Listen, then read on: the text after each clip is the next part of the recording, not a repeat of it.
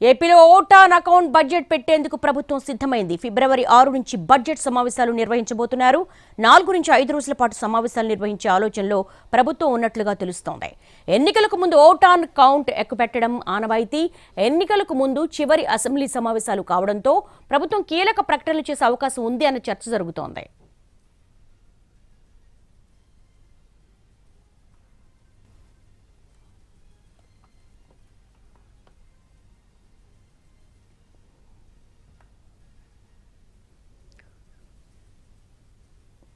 ఏపీలో vote on account budget పెట్టేందుకు ప్రభుత్వం సిద్ధమైంది. ఫిబ్రవరి 6 నుంచి బడ్జెట్ సమావేశాలు నిర్వహించబోతున్నారు.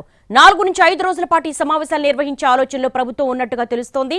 దీనికి సంబంధించి మేజర్ డెవలప్మెంట్స్ తాడేపల్లి నుంచి మా ప్రతినిధి రెహానా మరిన్ని వివరాలు అందిస్తారు. రెహానా, ఓటాన్ అకౌంట్ బడ్జెట్ కి సంబంధించి మీ దగ్గర ఉన్నటువంటి డెవలప్మెంట్స్ ఏంటి? దేవి, ఫిబ్రవరి 6వ తేదీ నుంచి ఓటాన్ అకౌంట్ బడ్జెట్ సమావేశాలు ప్రభుత్వం నిర్వహించినట్టు మనకు సమాచారం అందుతుంది. 4 రోజుల నుంచి 5 రోజుల పాటు ఈ సమావేశాలు నిర్వహించే అవకాశం కనిపిస్తా ఉంది. ఎన్నికల ముందు సహజంగా ప్రభుత్వాలు, రాష్ట్ర ప్రభుత్వమైనా కేంద్ర ప్రభుత్వమైనా ఓటాన్ అకౌంట్ బడ్జెట్ ని పెడతారు, పూర్తి స్థాయిలో బడ్జెట్ ని పెట్టరు. 3 నుంచి 4 నెలల సమయానికి సంబంధించిన ఈ బడ్జెట్ ఉంటుంది. ఒకసారి ఎన్నికలు అయిన తర్వాత ఏర్పడే కొత్త ప్రభుత్వం పూర్తి స్థాయి బడ్జెట్ ని పెడతారు. సో ఇటువైపు వైసీపీ ప్రభుత్వానికి ఇది ఎన్నికల ముందు చివరి బడ్జెట్ కావడంతో దీనికి సంబంధించిన బడ్జెట్ సంబంధించిన కసరత్తు ఒకవైపు ఇప్పటికీ పూర్తయింది. వివిధ శాఖల నుంచి ఆయా బడ్జెట్ అంచనాలను, అదేవిధంగా బడ్జెట్ రిక్వైర్మెంట్స్ ను ఆర్థిక శాఖ తెప్పించుకోవడం, బడ్జెట్ సంబంధించిన కసరత్తు పూర్తయినట్టుగా తెలుస్తుంది. మరోవైపు ఎన్నికలకు ముందు బడ్జెట్ కావడంతో వైసీపీ ప్రభుత్వం ఏమైనా కొత్త ప్రకటనలు చేస్తుందా, ఎన్నికలను దృష్టిలో పెట్టుకుని కొత్త పథకాలు గానీ కొత్త ప్రకటనలు గానీ ఉంటాయా అన్న చర్చ అయితే జరుగుతుంది. మొత్తం మీద వైసీపీ ప్రభుత్వానికి ఈ టెన్యూర్ లో ఇదే చివరి అసెంబ్లీ సమావేశాలు కావడంతో ఒకవైపు బడ్జెట్ ని ప్రవేశపెడుతూనే, ఓటాన్ అకౌంట్ బడ్జెట్ ప్రవేశపెడుతూనే, మరోవైపు ఈ గత 4.5 కాలంలో ప్రభుత్వం చేసిన కీలకమైన ప్రకటనలు, కీలకమైన అంశాన్ని అసెంబ్లీ వేదికగా ప్రజలకు వివరించే అవకాశం కూడా కనిపిస్తా ఉంది. మొత్తం మీద అయితే ఫిబ్రవరి 6వ తేదీ నుంచి బడ్జెట్ నిర్వహణకు సంబంధించిన కసరత్తు జరుగుతున్నట్టు మనకు సమాచారం అందుతుంది. దేవి, రెహనా, అలాగే రేపు 29 స్పీకర్ ముందుకి ఎమ్మెల్యేల అనర్హత పిటిషన్లు కూడా వచ్చే అవకాశం ఉంది. సో దీని మీద హాజరయ్యే అవకాశాలున్నాయా? రేపు కీలకమైన పరిణామాలు స్పీకర్ కార్యాలయం వేదికగా జరగనున్నాయి. దేవి, ఇప్పటికే 4 వైసీపీ రెబెల్స్, అదేవిధంగా 4 టీడీపీ రెబెల్స్ ఎమ్మెల్యేలకు సంబంధించి వాళ్ళ మీద ఏర్పడిన అనర్హత పిటిషన్ల విచారణకు స్పీకర్ ముందు హాజరు కావాల్సి ఉంది. ఈ మేరకు ఇప్పటికే వాళ్లకు నోటీసులు ఇవ్వడం జరిగింది. రేపు ఉదయం 12 గంటల ప్రాంతంలో వైసీపీ రెబెల్స్ 4 రెబెల్స్ ఎమ్మెల్యేలకి, మధ్యాహ్నం నుంచి 4 టీడీపీ రెబెల్ ఎమ్మెల్యేలకు విచారణకు హాజరు కావాల్సిందిగా స్పీకర్ ఆదేశాలు జారీ చేశారు. అయితే ఇప్పటికే 2 సార్లు వాళ్ళకి అవకాశం ఇచ్చారు. లిఖిత పూర్వకంగా తమ మీద వచ్చిన అనర్హత పిటిషన్ పై వివరణ ఇవ్వమని. అయితే 8 మంది ఎమ్మెల్యేలు కూడా వీటికి సంబంధించి లిఖిత పూర్వకంగా వివరణ ఇవ్వలేదు.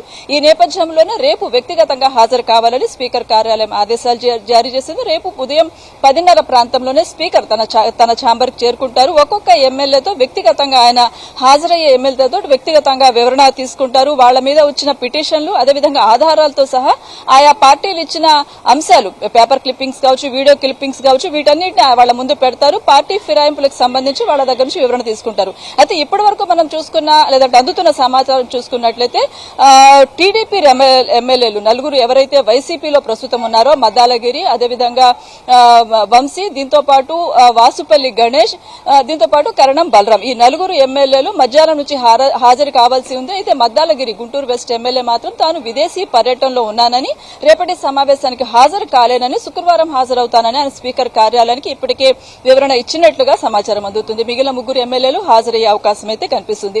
అటువైపు వైసీపీ రెబెల్ ఎమ్మెల్యేస్ 4 ఉన్నారు. మేకపాటి చంద్రశేఖర్ రెడ్డి, ఉండవల్లి శ్రీదేవి, వీళ్ళిద్దరు మాత్రం అనారోగ్య కారణాలతో రేపు హాజరు కాలేమని చెప్తా ఉన్నారు. మేకపాటి చంద్రశేఖర్ రెడ్డి ఇప్పటికే స్పీకర్ కార్యాలయానికి సమాచారం ఇచ్చినట్టుగా తెలుస్తోంది. తన ఆరోగ్య పరిస్థితి బాలేదు, ట్రీట్మెంట్ తీసుకుంటున్నాను, మెరుగుపడిన తర్వాత వస్తానని చెప్పినట్టుగా తెలుస్తా ఉంది. మిగిలిన 2 ఎమ్మెల్యేలు ఆనం, అదేవిధంగా కోటంరెడ్డి, శ్రీధర్ రెడ్డి, వీళ్ళకి సంబంధించిన వరకు స్పష్టత రాలేదు.